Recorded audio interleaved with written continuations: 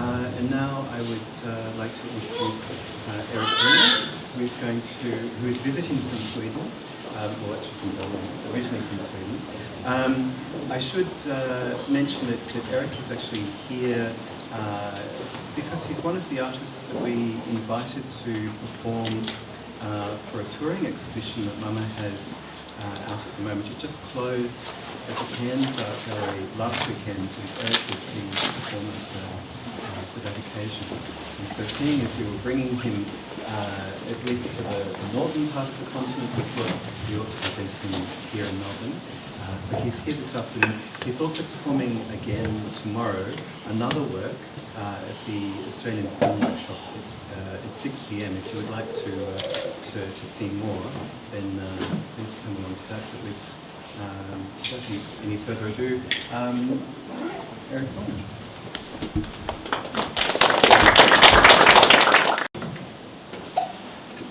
This assertion may seem to you entirely redundant. But once, at the beginning of the 20th century, it was the cause for a great clash of minds regarding the nature of the relationship between language and the world. In 1911, a young man named Ludwig Wittgenstein walked into the study of Bertrand Russell, professor of philosophy at the University of Cambridge, and told him, "You cannot tell me with certainty that there is no rhinoceros in this room."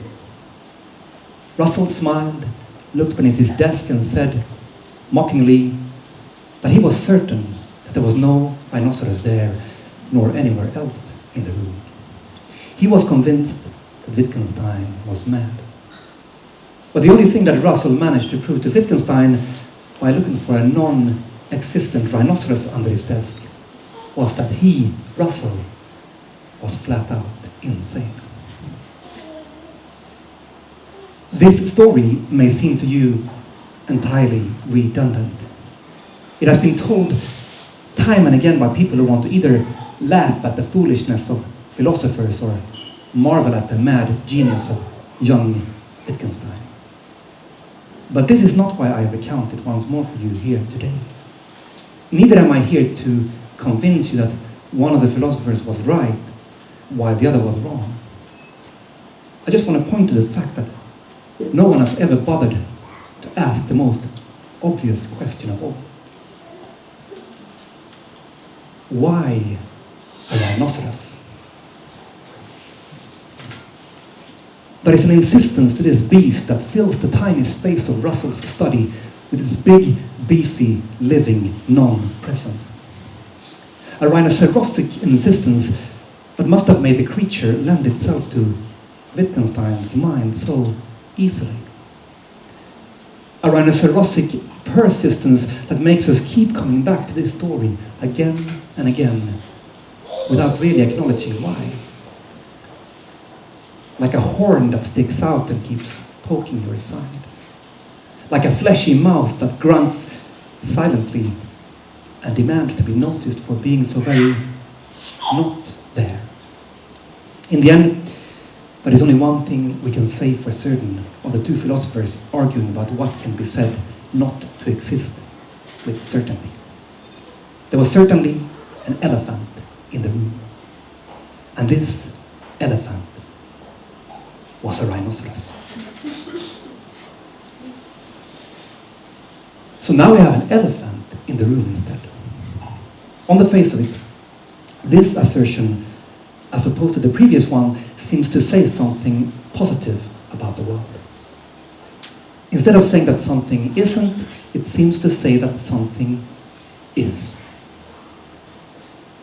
But what is in the room is merely a don't. An elephant in a room is a prohibition on speaking. An unspoken order that orders you not to mention the name of something. And if everyone is anyway ceaselessly thinking of this something, if there is an elephant in the room, so to say, it is only because of the fact that no one is allowed to speak of it. But what about the elephant in the sentence? What did this creature do to be tainted with all this unspeakability? If the elephant in the room is something that must be thought but not spoken, it is precisely the other way around with the elephant in the sentence. This sentence is spoken out loud incessantly, yet never really thought about. An elephant is like a white bear.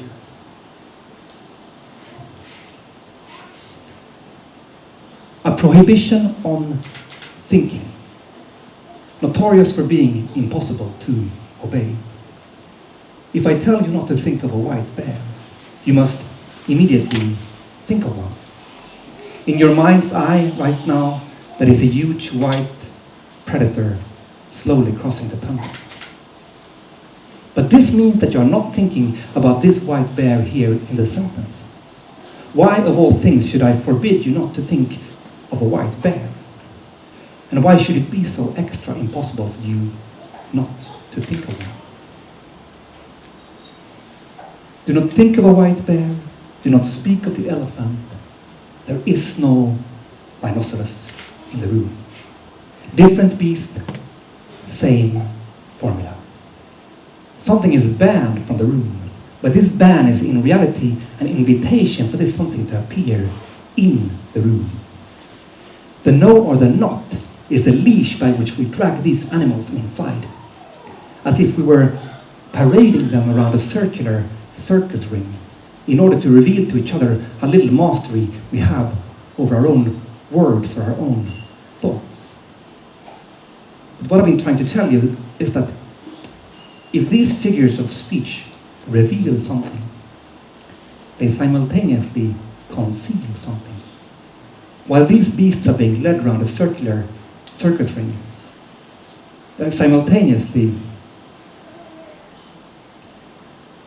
left under lock and key in the stables,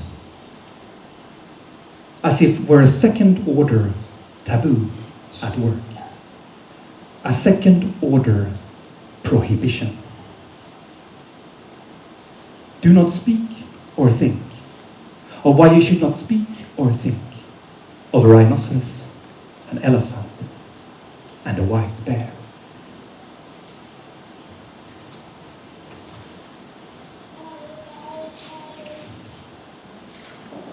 Rhinoceros, elephant, and white bear. It sounds like a list of totemic clans.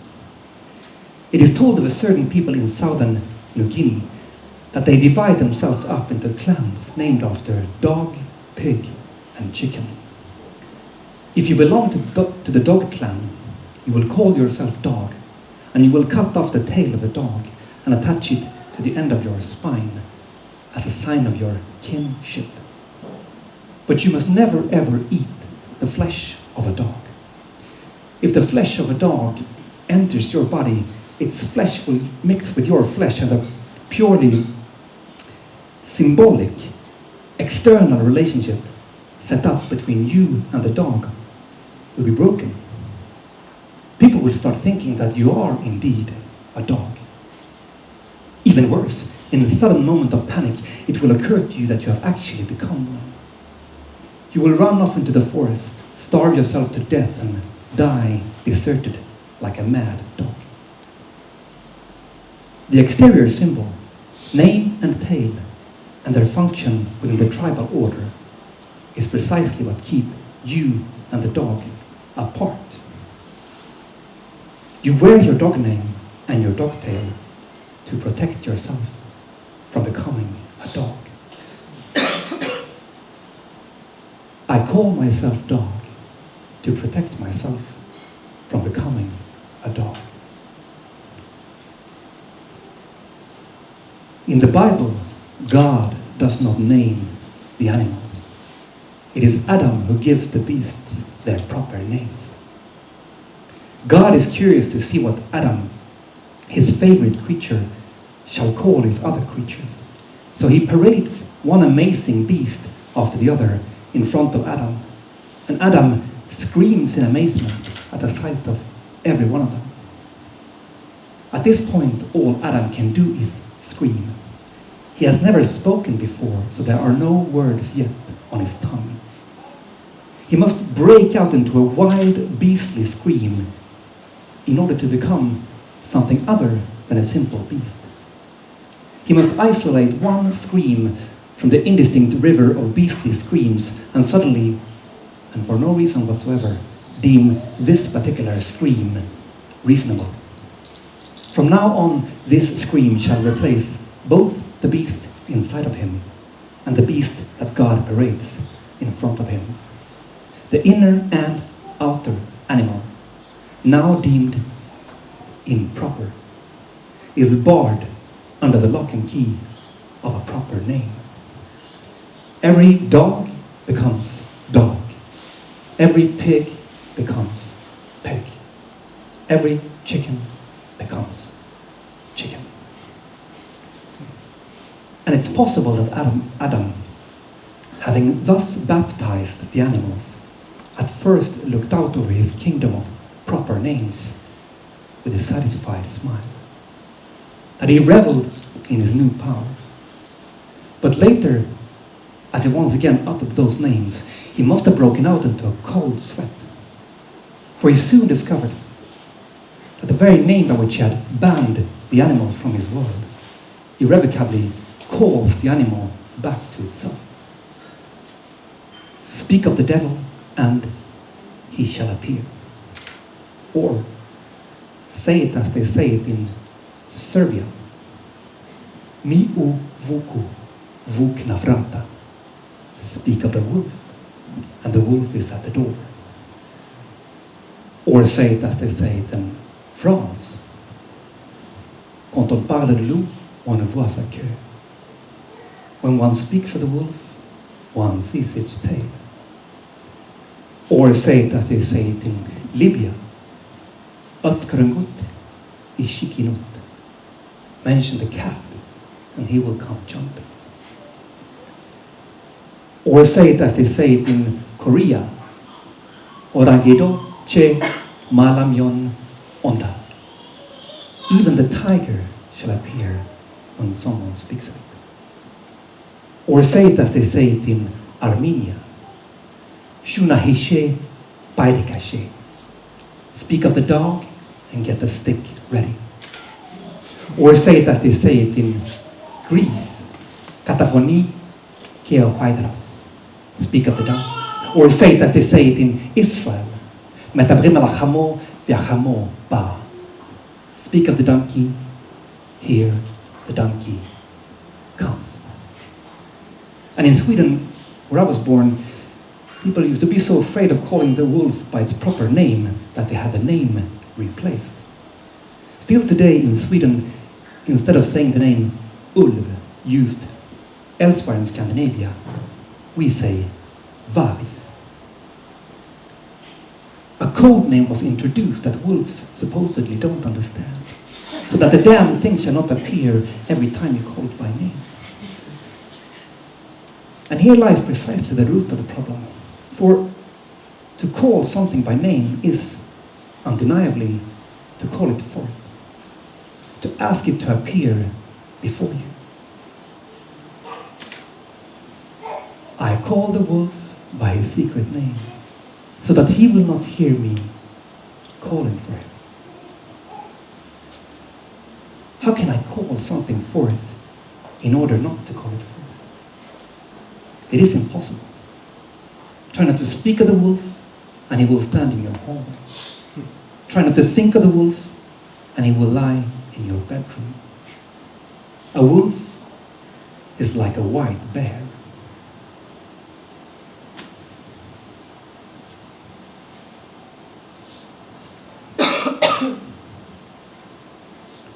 Indeed, only the bear can outfox the wolf when it comes to finding new, sly ways of entry into your house. Throughout the entire northern hemisphere, the bear, more than any other creature, has been branded a trespasser. The same story appears again and again among people as far apart as the First Nations of Western Canada and the farmers of 16th century Sweden. It tells of a young woman whose carried off by a bear and has intercourse with him in his home in the forest. After some time, she gives birth to an offspring who looks human on the outside, but whose true heritage all the time threatens to break out into bear-like madness. The reason for this transgressive behavior on part of the bear, this absolute disrespect for the sacrosanctity of the threshold that separates house and forest, man and beast, can be discerned once you discover what code names people have given the bear. In North America, the Penobscot called him grandfather. The Abenaki called him cousin. The Cree called him son of the chief. And the Menominee called him brother. In Siberia, the Kets called him father fur. The Huzuls in the Carpathian Mountains called him little uncle. The Sami in northern Sweden called him old papa with a fur garment. And in the rest of Sweden, we say Bamsefar, great father. It is as if your entire family on the male side, grandfather, papa, uncle, cousin, brother and son, would be a pack of bears. As if your house would be full of furry beasts, knocking down porcelain, defecating on the floor, filling your head with deep, sleepy old bear song. But if you didn't want them in the house, then why did you give them such familial, homely names?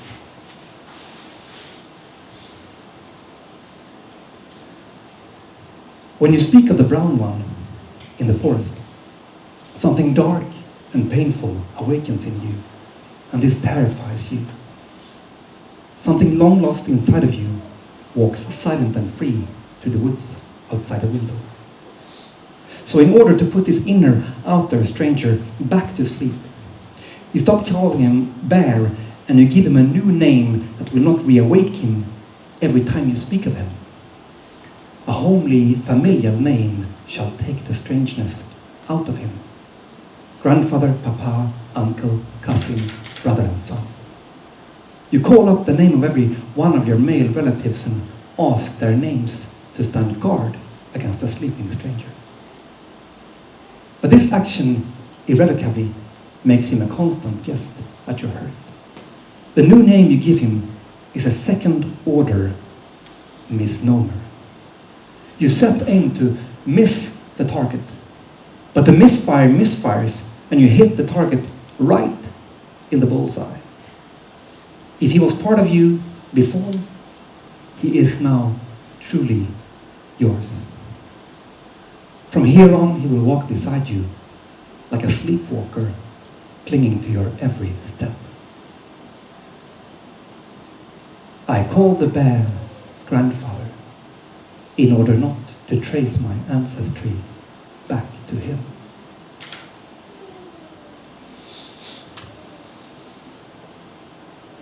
In fact, the English word bear is itself a code name replacing the name of a beast thought too dangerous to call by name. At some point, the Germanic people decided to give the creature a new moniker. Beron, the brown one. The earlier name is believed to have been Halktos.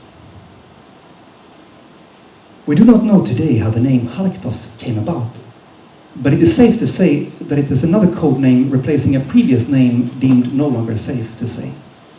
One in a long chain of euphemisms stretching back through history. A long line of calls, each call trying to shout out the previous one, going all the way back to that beastly scream that Adam screamed at the very beginning, when he tried to forever shout out his own beastly beginnings from himself.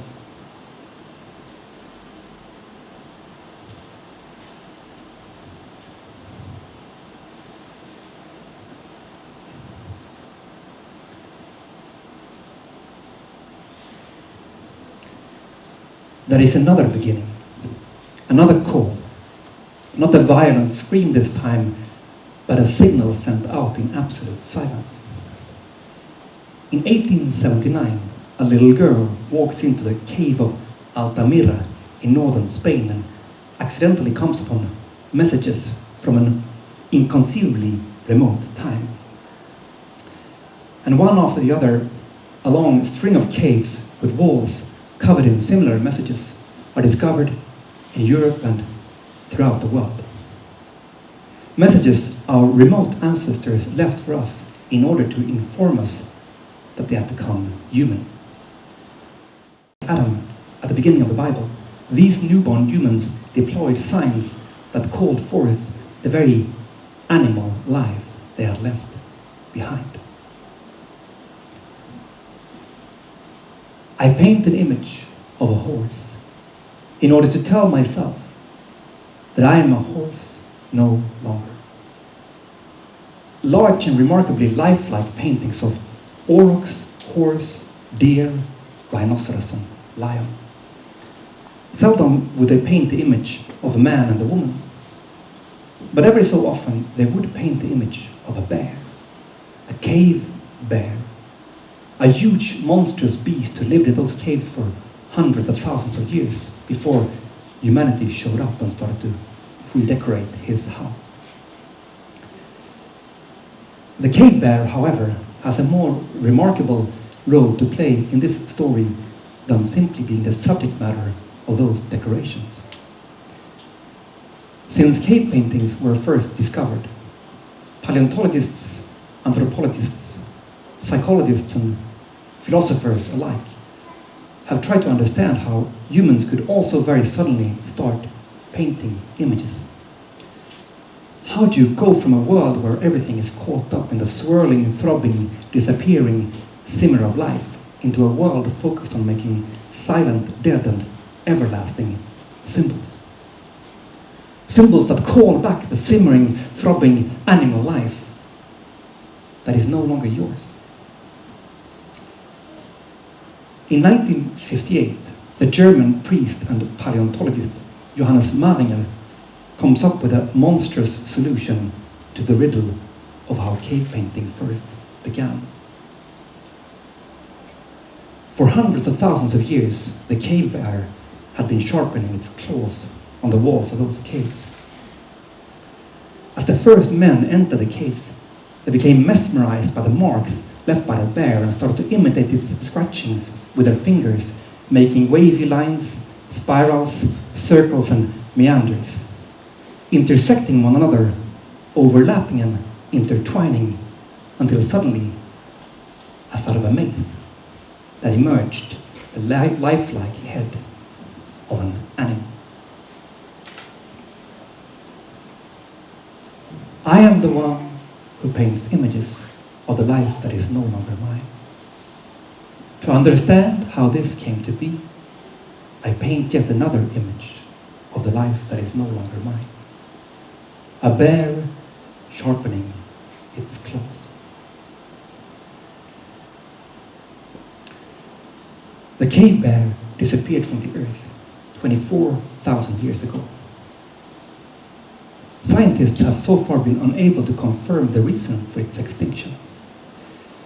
But according to a recent study, the cave bear needed the cave for hibernation and could not sleep its winter sleep anywhere else.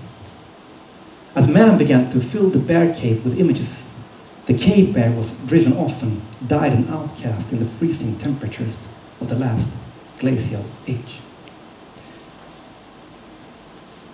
Now, if you combine this tragic account with Johannes Maringer's monstrous theory, you will see that the cave bear was in fact responsible for its own extinction. Had he not sharpened his claws on the walls of those caves, he would never have had to die homeless and lonely among ice and snow. Had he not made those scratchings in the first place, he would never have inspired humanity to make their own scratchings. The symbols of horse and deer they made in order to tell themselves that they were not like him. Humans are thus absolved of all responsibility for their own beginnings. All they did was to imitate someone else who had been there in the cave before them. if cave painting exorcised the beast by shielding it off under the lock and key of a symbolic image, then the theory that describes how such an exorcism came about is a second-order exorcism. It casts out the casting out of the beast and delegates it onto the beast itself. The animal exorcised itself.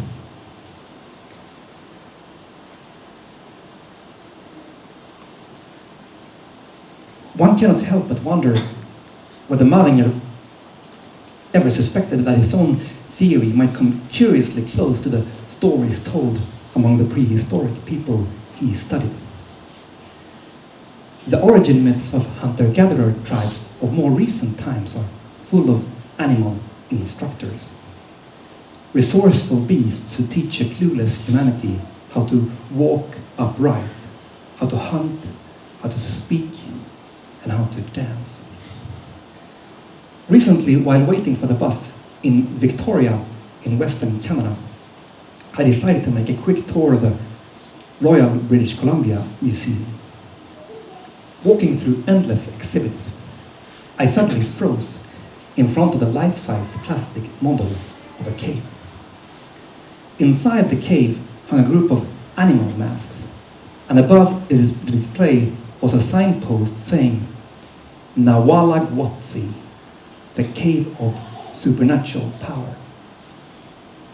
Below was a short explanatory text.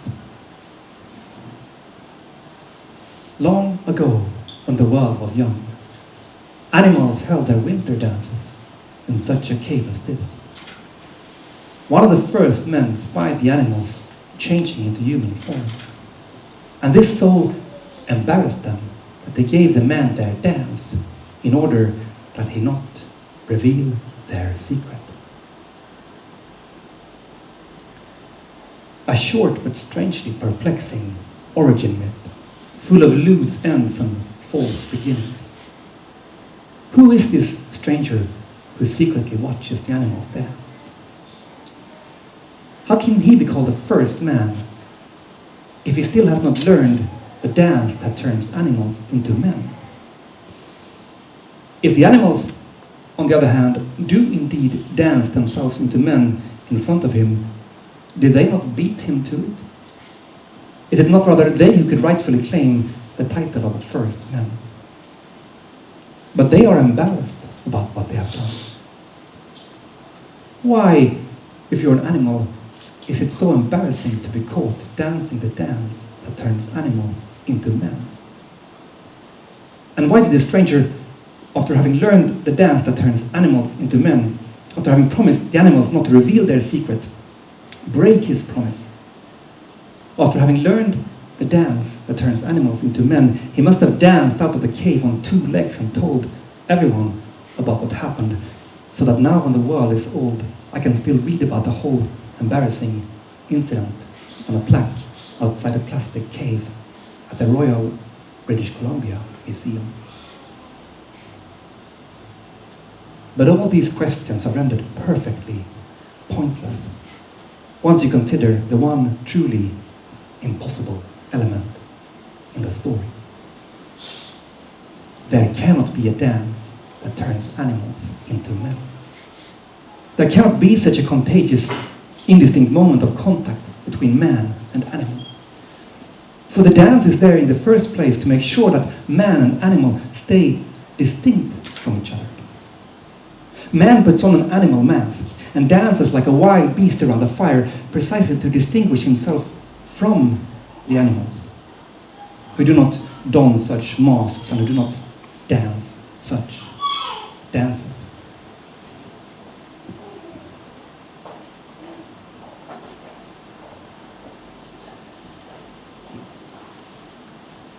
I put on a mask adorned with feathers and horns, and dance like a wild beast cawing and roaring, to set myself apart from crow and bison.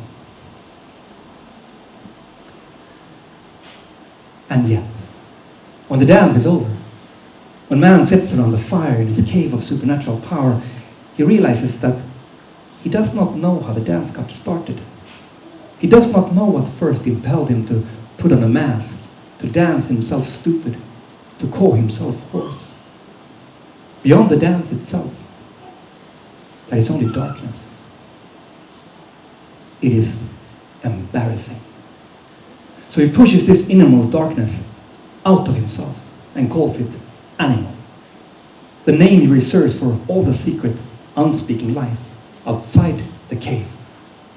The cave walls are covered with images of this secret life. Crow, deer, bison, bear, and snake.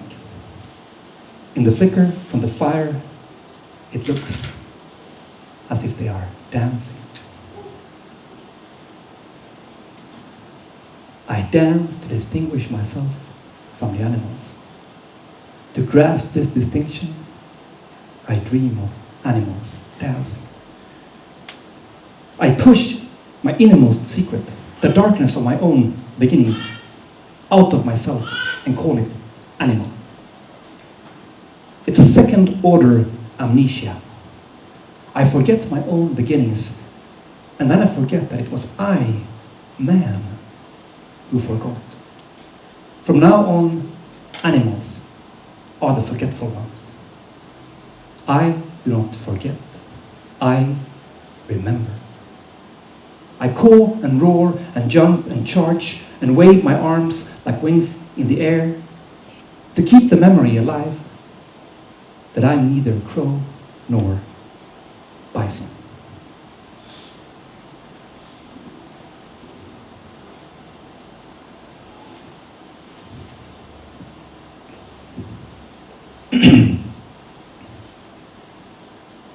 There is another beginning, another origin story, a memory kept alive, not by the swift, ephemeral dances of crow and bison, but by means infinitely more powerful.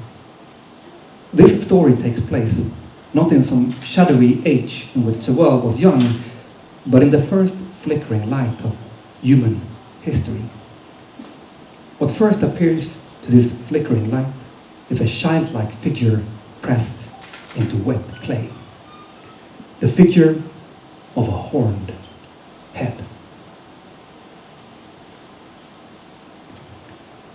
Before this inscription, there is no such thing as history. History begins unfolding when someone in Mesopotamia, some 5,000 years ago, lowers his or her stylus and presses this figure into soft, hardening clay. For history is the history of memories inscribed. A written record of written records. And this inscription lies right at the start of the long and tangled weave of script that makes up this record of records. This is no longer the silent, enigmatic, and prehistoric image of a wild beast, but a symbol that speaks with a clear and restrained sense. To those who can hear such symbols speak, this particular symbol says the word bull. Speech now comes at you from a place apart. Only with writing, only when speech separates itself from the human body, does it become thinkable as something distinctly other from that body. A word no longer tied down to a dying organism, but immortalized in this symbol and ready to release itself again and again into the mouth and mind of an endless succession of living readers. Set free from its animal foundation, the word is ready at last to become something distinctly human. 1,500 years after the first appearance of this symbol, it reappears among the Phoenicians on the Sinai Peninsula. They draw the same horned head, but they simplify it using 3 intersecting lines. And they rotate the whole figure 90 degrees to the right. A bull lying on its side, dead or sleeping. Now try to cancel out this idea of what the figure represents. Try to readjust your eyes and see it not as a bull anymore, but simply as three lines traversing each other.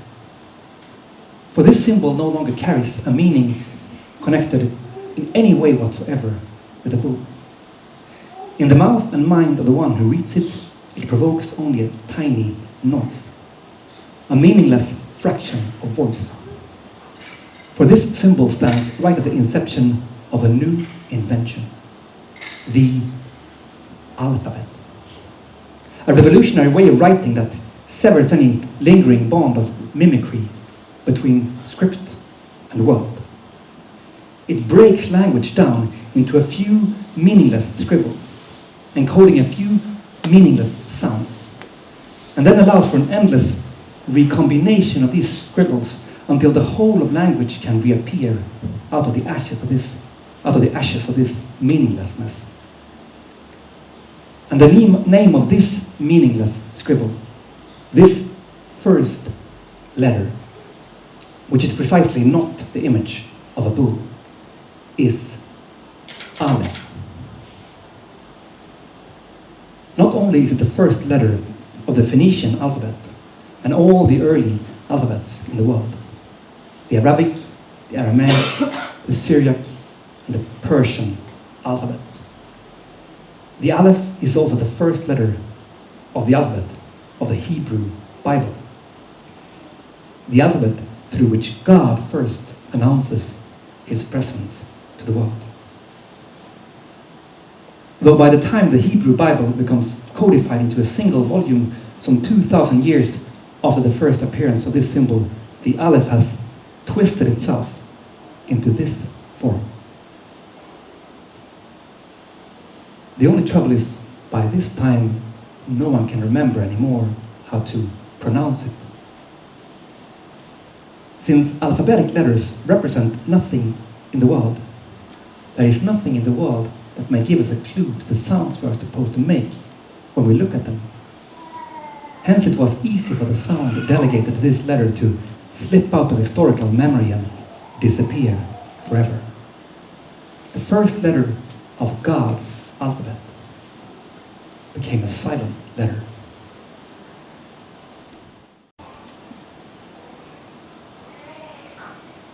For thousands of years, rabbis and Kabbalists have marveled over the extraordinary status of this letter and the mystical significance that must lie in the fact that no one can remember how to pronounce it. It is as if the incipient letter points to something forgotten at the very inception of language itself. If speech began with God's voice, divine and unspeakable, then the only way for humans to rise to speech was to forget this divine voice. As if language and the alphabet were conditioned, first of all, not on the ability to remember, but on its opposite, the ability to forget. But there is something about this forgetting that all the rabbis and Kabbalists have forgotten.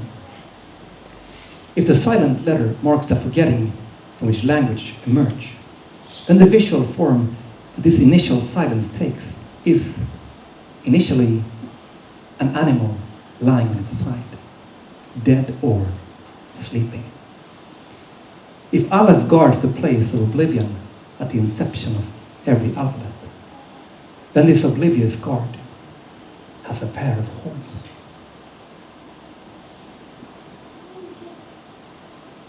Some 700 years after the alphabet first appears, it is adopted by the Greeks. They retain the same incipient letter, but they turn it yet another 90 degrees to the right. And they give it a new voice, a voice we can still hear today. Now look at this letter and try not to hear this voice.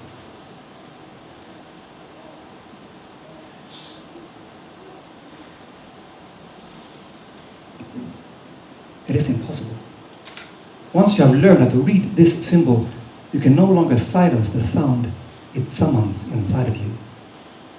Until the day you die, whenever you happen to catch this figure in your line of sight, you will hear a voice that says, "Ah." You cannot forget this voice. But look at this letter and ask yourself, whose is this voice? This voice that says, "Ah," every time you look at it. Is it your own voice, or is it the voice of someone else?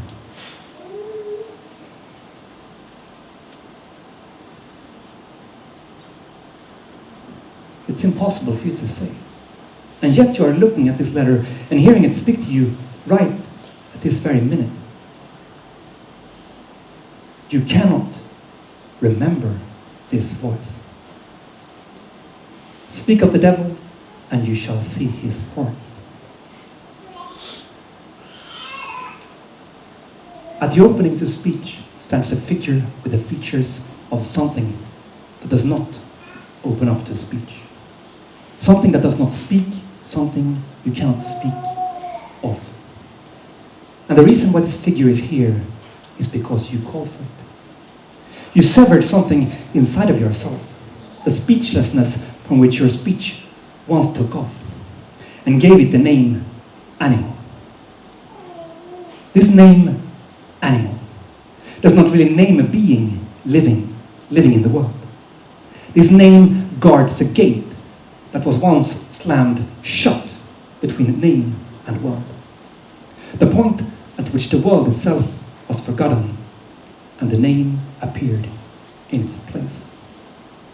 The limit where your speech suddenly runs into the speechlessness from whence it once tore itself apart. This inscription, the first letter turned on its head, the first letter turned into an animal head, is a stop sign at the end of a road. A second order that orders the order itself to stop. At this point, all signs, all name, all order has come to a halt. At this point, your car suddenly hits the big, beefy body of something that isn't there. Something you cannot remember, yet find it impossible to forget. And you may call this thing bull, bear, wolf, or elephant. But these are only figures of speech, substitutes for that of which you must not speak. For this thing has no proper name. There is no rhinoceros in the room.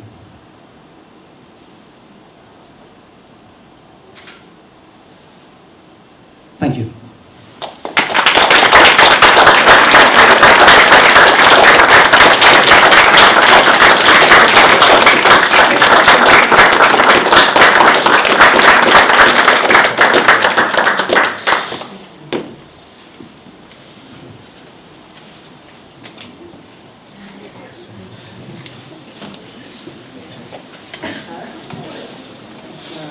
Thank you everyone for coming. I should mention also that that today's Sound Spaces was a collaboration with Liquid Architecture, and I thank Joel and Debris as well for helping us to put this together, as well as tomorrow's event as well. So please, if you'd like to, come to the Australian Film Workshop at 6 tomorrow. Thank you.